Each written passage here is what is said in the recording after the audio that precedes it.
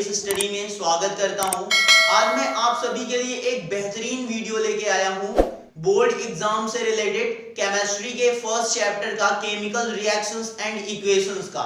तो आपसे रिक्वेस्ट है कि वीडियो को थोड़ा सा भी स्किप मत करिएगा, एंड तक वीडियो को देखिएगा और मैं गारंटी देता हूं कि आपका 95 प्लस बोर्ड एग्जाम में कहीं नहीं जाएगा।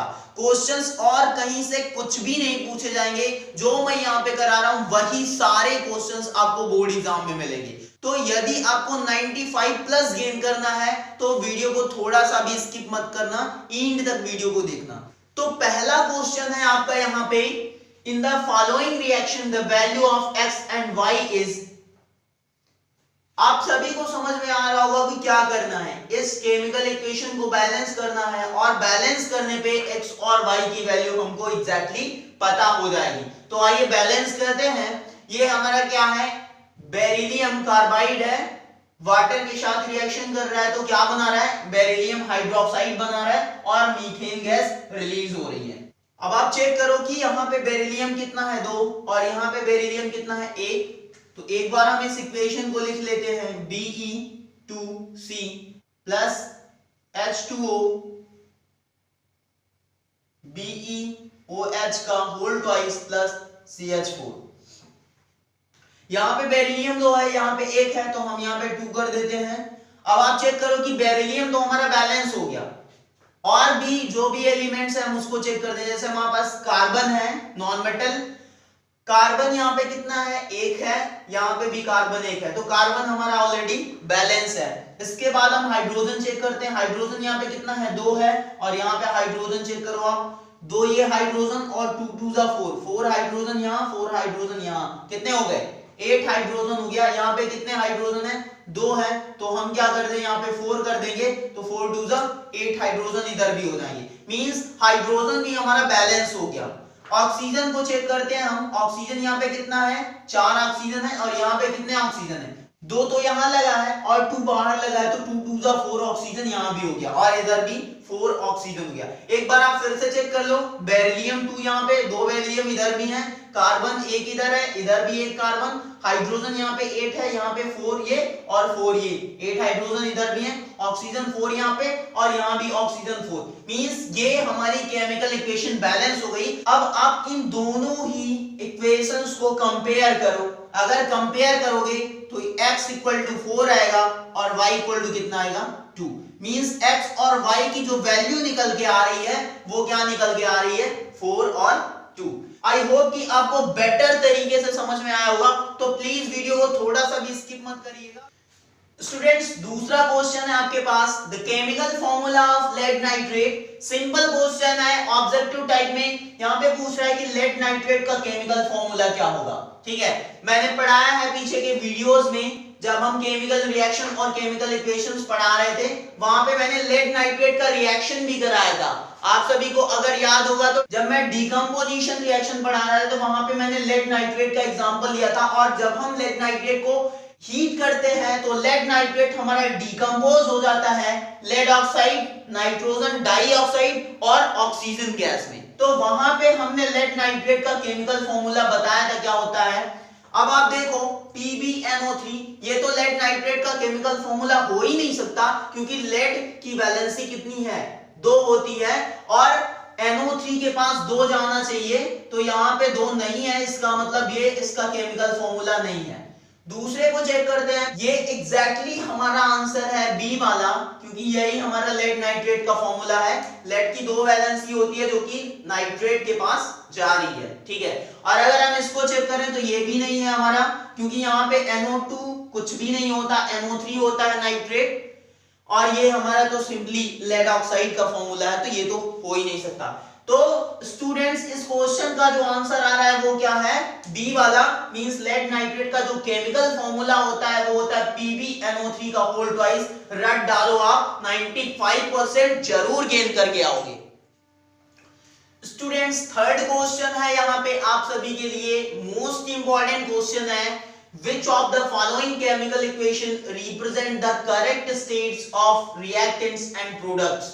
पूछ रहा है कि ये जो चारों इक्वेशन दी है, केमिकल इक्वेशन है, उसमें कौन सा रिएक्टेंट और प्रोडक्ट का जो फिजिकल स्टेट है वो करेक्ट है। मैंने फिजिकल स्टेट पढ़ाया था जिसमें liquid, solid, gas, aqua solution, ये सारे उसके फिजिकल स्टेट्स आते थे किसी भी प्रोडक्ट्स या फिर रिएक्टेंट्स के। मींस जो भी कंपाउंड हम रिएक्शन में इन्वॉल्व करते थे उसका कुछ ना कुछ फिजिकल स्टेट होता था, ठीक है। तो यहां पे आप चेक करो इस ऑप्शन में करेक्ट फिजिकल स्टेट्स है रिएक्टेंट्स और प्रोडक्ट्स का। अगर आप फर्स्ट ऑप्शन देखो तो इसमें क्या है, हाइड्रोजन के बगल में लिखा है L, इसका मतलब लिक्विड, और हाइड्रोजन लिक्विड नहीं होती भाई, पहला ऑप्शन नहीं होगा इसका आंसर। दूसरा चेक करो, हाइड्रोजन के बगल में G लिखा है मतलब हाइड्रोजन गैस, ये तो सही है। ऑक्सीजन के लिए लिक्विड लिखा है, ये गलत है, तो दूसरा ऑप्शन भी नहीं होगा आंसर इसका। थर्ड ऑप्शन चेक करो, हाइड्रोजन के लिए दिया है G और ऑक्सीजन के लिए दिया है G, ये तो एकदम सही है। प्रोडक्ट में देखो H2O के लिए दिया है L, और आप सभी को पता है कि वाटर हमारा लिक्विड फॉर्म में होता है, मतलब कि हमारा जो करेक्ट ऑप्शन होगा वो क्या है, C वाला, ठीक है। और D वाला भी नहीं होगा क्योंकि इसमें यहाँ पे तो गैस दिया है, ठीक है, लेकिन जो वाटर होता है वो हमारा लिक्विड स्टेट में रहता है, लेकिन गैस दिया है। तो जो हमारा करेक्ट आंसर निकल के आ रहा है इस क्वेश्चन का वो कौन सा है, C वाला। नेक्स्ट क्वेश्चन है स्टूडेंट्स हमारा, यहाँ पे एक केमिकल इक्वेशन दी गई है और बताना है कि ये जो केमिकल इक्वेशन दिया है वो किस टाइप की रिएक्शन का एग्जांपल है, ठीक है। तो यहाँ पे है हमारा आयरन का ऑक्साइड जिसके साथ एल्यूमिनियम रिएक्शन कर रहा है, तो क्या बना रहा है हमारा एल्यूमिनियम का ऑक्साइड, और यहाँ पे आयरन अलग हो जा रहा है। अब पहला ऑप्शन दिया है यहाँ पे कॉम्बिनेशन रिएक्शन। कॉम्बिनेशन रिएक्शन के लिए हमने क्या बताया था कि नंबर ऑफ रिएक्टेंट कंबाइन होते हैं, जितने भी रिएक्टेंट कर सकते हो कर दो कंबाइन, और प्रोडक्ट में हमको एक सिंगल अकेला प्रोडक्ट मिलना चाहिए। तो यहां पे अगर आप चेक करो कि रिएक्टेंट्स तो दो है लेकिन प्रोडक्ट भी दो हैं, इसका मतलब कि ये कॉम्बिनेशन रिएक्शन का एग्जांपल नहीं है। डीकंपोजिशन चेक करो, डीकंपोजिशन रिएक्शन के लिए हमने क्या बताया था कि कॉम्बिनेशन रिएक्शन का जस्ट रेसिप्रोकल, मतलब कि इसमें जो प्रोडक्ट होंगे वो एक से ज्यादा होंगे और हमारा जो रिएक्टेंट होगा वो एक अकेला सिंगल रिएक्टेंट कंबाइन होता है और वो डिफरेंट टाइप के प्रोडक्ट्स में ब्रेक हो जाता है। सिंगल रिएक्टेंट्स ब्रेक हो रहा है दो टाइप के प्रोडक्ट्स में। तो अगर इसके लिए चेक करो तो यहाँ पे रिएक्टेंट्स दो हैं, एक से ज्यादा हैं, इसका मतलब क्या है कि ये डीकंपोजिशन रिएक्शन का एग्जांपल भी नहीं है। थर्ड ऑप्शन के लिए चेक करो आप, ये डबल डिस्प्लेसमेंट है। इसमें क्या बताया था हमने, AB प्लस CD टाइप के कुछ रिएक्टेंट्स कंबाइन होंगे और ये आपस में अपने आयंस को इंटरचेंज करके नया प्रोडक्ट बना लेंगे। ये जो आयरन का ऑक्साइड है ये है, और एल्यूमिनियम है, एल्यूमिनियम के साथ कुछ भी ऐड नहीं हुआ है जो कि एल्यूमिनियम इसको दे सके। आयरन तो इसको दे रहा है लेकिन एल्यूमिनियम इसको नहीं दे रहा है, इसका मतलब यहाँ पे डबल डिस्प्लेसमेंट तो नहीं हो रहा है, तो ये भी ऑप्शन हमारा करेक्ट नहीं होगा। लास्ट बचता है डिस्प्लेसमेंट रिएक्शन, और डिस्प्लेसमेंट रिएक्शन में मैंने क्या बताया था कि जो भी एलिमेंट मोर रिएक्टिव होंगे वो लेस रिएक्टिव एलिमेंट को डिस्प्लेस कर देंगे और उसके अदर पार्ट के साथ कंबाइन होके प्रोडक्ट फॉर्म करेंगे, और वही यहाँ पे हो रहा है। एल्यूमिनियम आयरन को यहाँ से डिस्प्लेस कर दे रहा है और ऑक्सीजन के साथ कंबाइन होके एल्यूमिनियम का ऑक्साइड बना रहा है और आयरन यहाँ पे अलग हो जा रहा है। तो यहाँ पे क्या हो रहा है, एल्यूमिनियम आयरन को डिस्प्लेस कर रहा है, मतलब रिएक्शन कौन सी है हमारी, किस रिएक्शन का एग्जांपल है, डिस्प्लेसमेंट रिएक्शन का। तो हमारा करेक्ट ऑप्शन कौन सा होगा, डी वाला डिस्प्लेसमेंट। नेक्स्ट क्वेश्चन है यहाँ पे स्टूडेंट की, what happens when dilute hydrochloric acid is added to iron filings. कह रहा है कि क्या होता है जब हमारा dilute hydrochloric acid iron filings के साथ रिएक्शन करता है। तो हम चेक करते हैं क्या होता है। डाइल्यूट हाइड्रोक्लोरिक एसिड यहाँ पे हम ले रहे हैं HCl, और इसका रिएक्शन किससे करा है, आयरन फिलिंग से, मतलब Fe। यहां पे आप देखो कि आयरन हाइड्रोजन से ज्यादा रिएक्टिव है, तो ये क्या करेगा, यहां से हाइड्रोजन को डिस्प्लेस कर देगा और क्या बनाएगा, FeCl2 प्लस हाइड्रोजन गैस यहां पे रिलीज होगी, ठीक है, आप बैलेंस कर सकते हो इसको। यहाँ पे 2 क्लोरीन है, यहाँ पे 1 है, यहाँ पे 2 कर दो बाहर, तो 2 क्लोरीन हो जाएगा। हाइड्रोजन चेक करो, 2 हाइड्रोजन इधर, 2 हाइड्रोजन इधर, यहाँ पे 1 आयरन और यहाँ भी 1 आयरन है। तो क्या होगा जब हाइड्रोक्लोरिक एसिड में हम आयरन फीलिंग्स को ऐड करेंगे। आयरन फीलिंग्स का मतलब आप समझ सकते हो कि आयरन नेल्स, ठीक है, लोहे की कुछ भी चीज, और उसको जब हम हाइड्रोक्लोरिक एसिड में ऐड करेंगे तो क्या होगा, हाइड्रोजन लेस रिएक्टिव है इन कंपैरिजन टू आयरन। तो आयरन क्या करेगा, हाइड्रोजन को फेंक देगा उठा के, मतलब डिस्प्लेस कर देगा, और क्लोरीन के साथ कंबाइन होके सॉल्ट बनाएगा। ये एक टाइप का सॉल्ट है स्टूडेंट, FeCl2, और हाइड्रोजन गैस रिलीज होगी। ठीक है, तो ये कौन सा रिएक्शन हमारा, डिस्प्लेसमेंट रिएक्शन। यहाँ पे डिस्प्लेसमेंट हो रहा है। थोड़ा सा आप अगर रिकॉल करो, हम दूसरा चैप्टर जो पढ़े हैं एसिड बेसिस एंड सॉल्ट्स में, वहां पे हम जब केमिकल प्रॉपर्टीज ऑफ एसिड पढ़ा रहे थे तो वहां भी हमने इस टाइप के कुछ रिएक्शंस कराए थे। क्या कराए थे कि जब भी कोई मेटल होता है स्टूडेंट्स, वो किसी भी एसिड से रिएक्शन करता है तो क्या बनाता है, सॉल्ट, और उसी के साथ साथ हमारी हाइड्रोजन गैस रिलीज होती है। तो आप वहां से भी रिलेट कर सकते हो। नेक्स्ट क्वेश्चन है students, the process due to which black layer on silver and green layer on copper is formed is called.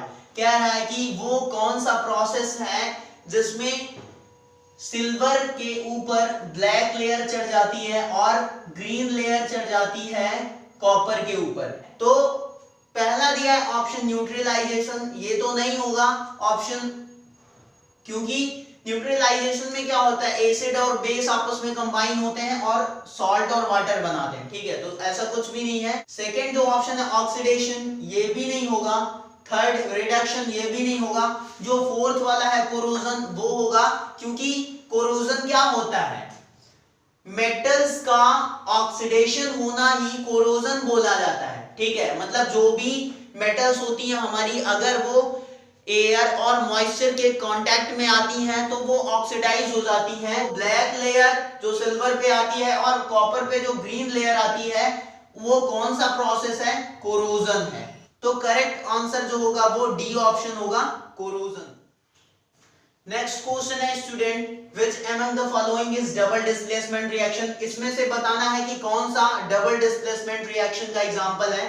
पहला जो रिएक्शन दिया है यहाँ पे Pb plus CuCl2, प्रोडक्ट हमारा बन रहा है PbCl2 और कॉपर, तो ये हमारा डबल डिस्प्लेसमेंट रिएक्शन नहीं है। ये कैसा रिएक्शन है, डिस्प्लेसमेंट रिएक्शन है। यहाँ पे लेड क्या कर रहा है, कॉपर को डिस्प्लेस करके खुद का क्लोराइड बना रहा है और कॉपर को अलग कर दे रहा है। तो ये कौन सी रिएक्शन है, डिस्प्लेसमेंट।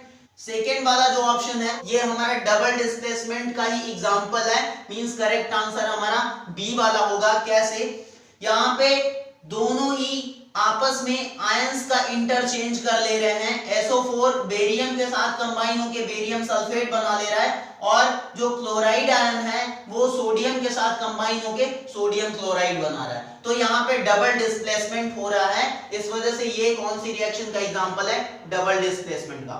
थर्ड वाला नहीं होगा, क्योंकि ये कौन सा रिएक्शन हो रहा है यहाँ पे, कॉम्बिनेशन, और डी वाला ऑप्शन भी इनकरेक्ट है। तो करेक्ट आंसर हमारा कौन सा है, बी वाला। ठीक है, नेक्स्ट क्वेश्चन है students, which of the following gases can be used for the storage of fresh sample of an oil for a long time।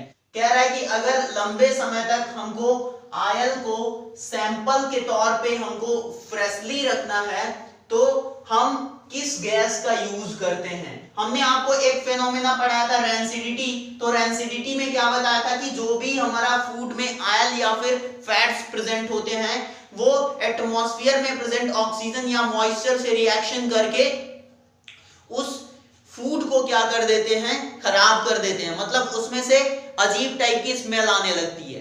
तो यहाँ पे आप देखो जो फर्स्ट ऑप्शन है CO2 और ऑक्सीजन, हमने तो बताया था कि ऑक्सीजन एटमॉस्फेयर में जो है अगर उससे रिएक्शन होगा तो वो क्या हो जाएगा, खराब हो जाएगा, मतलब कि ये ऑप्शन हमारा नहीं होगा। और CO2 तो एक गैस ऐसी है जो कि हमारे लिए यूजफुल नहीं है। ठीक है, बी वाला जो ऑप्शन है नाइट्रोजन और ऑक्सीजन, यहाँ पे नाइट्रोजन तो ठीक है लेकिन ऑक्सीजन इसमें जो दे रहा है वो गलत है, इसलिए ये भी कंप्लीट आंसर हमारा नहीं होगा। सी वाला जो है CO2 और हीलियम, हीलियम तो चलो ठीक है लेकिन कार्बन डाइऑक्साइड नहीं होगा, तो ये भी हमारा करेक्ट आंसर नहीं होगा।